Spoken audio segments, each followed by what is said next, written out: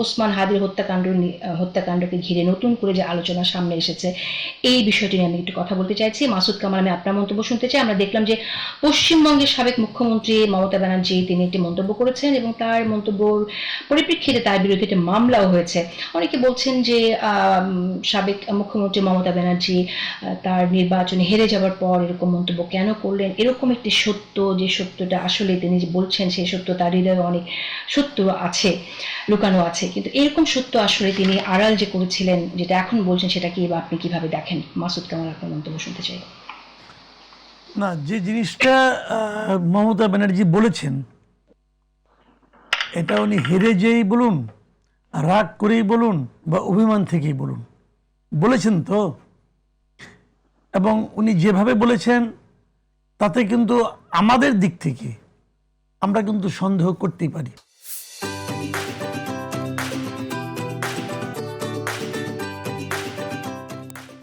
এবং আমাদের উদ্বেগের জায়গাটা সেই জায়গাটাতেই, যে ওনার কথা যতটুকু আমরা শুনেছি, উনি নাম যদিও বলেননি, কিন্তু ওনার কথা যতটুকু শুনেছি, এবং উনি তো এভাবে কথা বলেন, অসমাপ্ত বাক্য ওনার প্রায় থাকে, তার আলোকে যতটুকু বলেছেন তাতে আমরা আমাদের মনে এই সন্দেহটুকু জাগতেই পারে যে শরীফ ওসমান হাদির নিহত হওয়ার পেছনে হয়তো এমন কারো হাত আছে যাদের ব্যাপারটা ভারত জানে।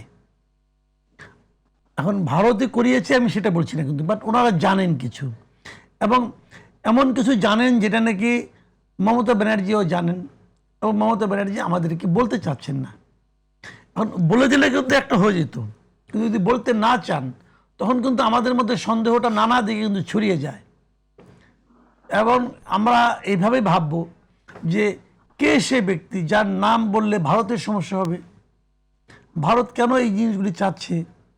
তো এই সন্দেহটা কিন্তু থেকে যাচ্ছে, এবং একটা প্রতিবেশী দেশের প্রতি যদি এ ধরনের সন্দেহ থাকে সেটা কিন্তু আমাদের জন্য একটু মারাত্মক। দেখেন ওনারা কীভাবে, ওনারা কিন্তু অনেক ব্যাখ্যা এখন হতে পারে।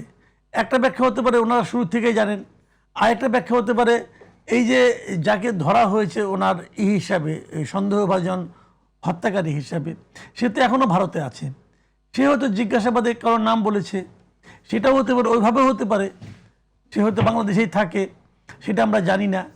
তো ওইটাও হতে পারে, কী হয়েছে আমরা কিন্তু জানি না। কিন্তু আমি মনে করি এক্ষেত্রে আমাদের সরকারের একটা জরুরি একটা ভূমিকা রাখা দরকার, এবং সেই ভূমিকাটা হতে পারে যে যে দুইজন গ্রেফতার হয়েছে পশ্চিমবঙ্গে, ফয়সাল এবং তার সহযোগী আলমগীর, তাদেরকে যত দ্রুত সম্ভব দেশে আনা এবং তাদের সঙ্গে আলাপ আলোচনা করে তাদেরকে জিজ্ঞাসাবাদের মাধ্যমে যে এই হত্যার পেছনে কে আছে অথবা কে কে আছে এটা উদ্ঘাটন করা উচিত।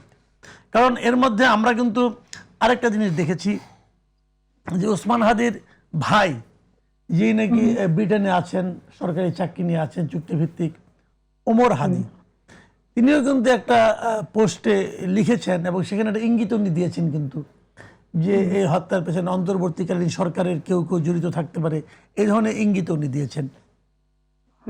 কাজে যদি সেটাও হয় তো সেটাও আমাদের তো জানা দরকার, উনি ইঙ্গিতটা কেন দিচ্ছেন। উনি আবার তারেক রহমানকেও সতর্ক করে দিচ্ছেন। তো এই ইঙ্গিতগুলি কিন্তু আমরা আসলে ইঙ্গিত সুন্দর সুন্দর আমরা টায়ার্ড হয়ে গেছি। মানে সবাই বলে আমি জানি, আমি কিন্তু কয়ে দেবো, অমুকে বলে আমি কয়ে দেবো। এই কয়ে দেবো রাজনীতির থেকে ভাই আমাদের একটু মুক্তি পাওয়া দরকার। ভাই আপনি যদি জানেন তো বলে দেন, কয়ে দেবো বলেন কেন? কয়ে দেবো মানে কি আপনি এটা বার্গেন করতে যাচ্ছেন, আপনি এটা বাণিজ্য করতে যাচ্ছেন, এটা তো ঠিক না।